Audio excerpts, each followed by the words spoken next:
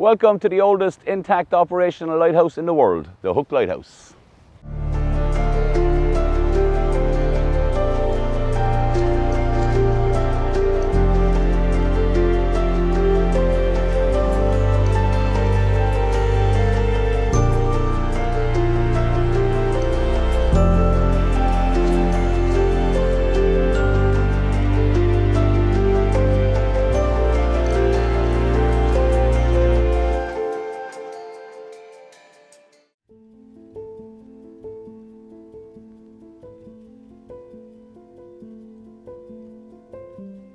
Ground floor, coal store. You're very welcome to the first stop on our tour.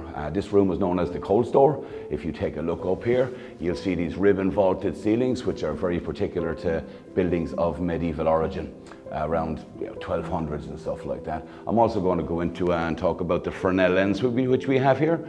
Now this one is too small for here. Our one weighs about 3 ton. This one weighs roughly 1 ton. And obviously the lighting has changed over the years from wood to coal gas to whale oil, paraffin oil in 1911. Finally we got electricity in 1972 when we introduced a 1000 watt light bulb about 2 foot high. We took those out 6 years ago and we now have LED lights.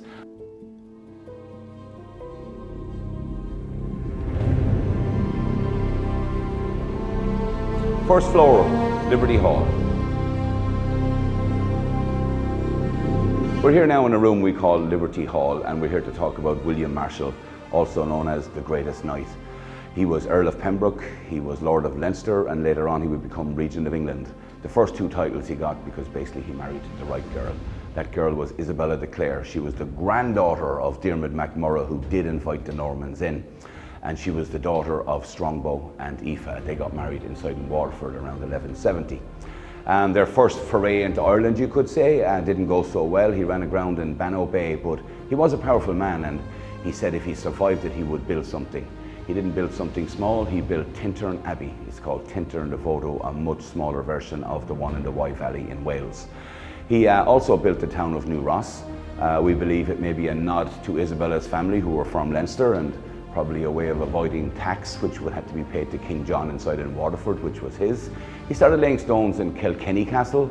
That had been started by Strongbow as a motte and bailey, you could say. Carlow Castle, Ferns Castle.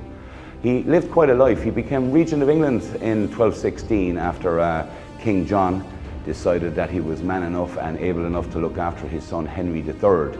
And William Marshall lived until the age of 72.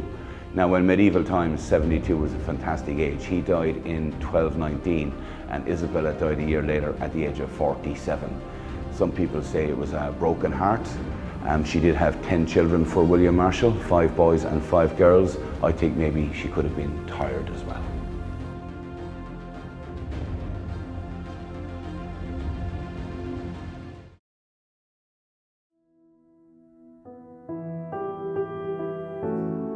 Second floor, the monastery.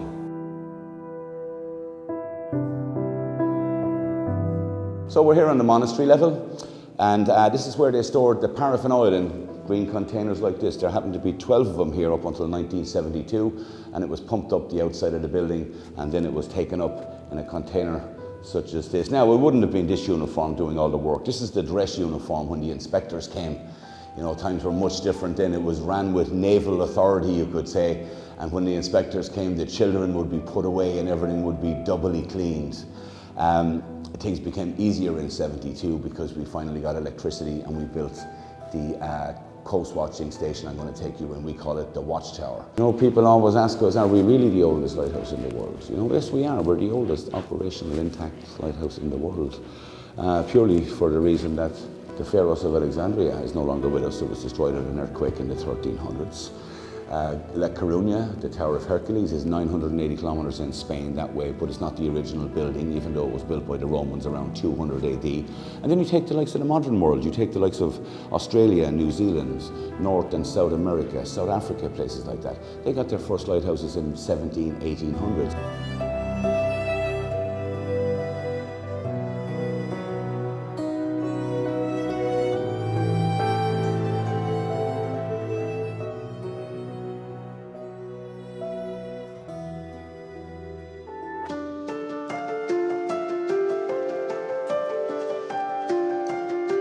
We're out at 22 metres on the Black Balcony. So here we are, folks, finally up 22 metres. This is as far as we go today, I'm afraid, but what a magnificent view we have here. We're looking out into the Celtic Sea. We're down here at Minehead on Ring, the Gaeltacht speaking area of West Waterford.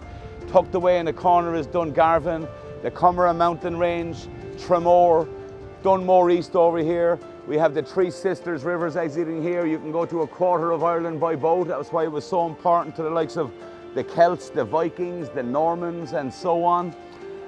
So you can, the Shure, the Nore, the Barrow are all exiting here into the Celtic Sea. You know, looking at Duncannon Village, Crook Church. I'm going to speak about Crook Church in a few moments as well. It's kind of important. There's a great saying that came from it.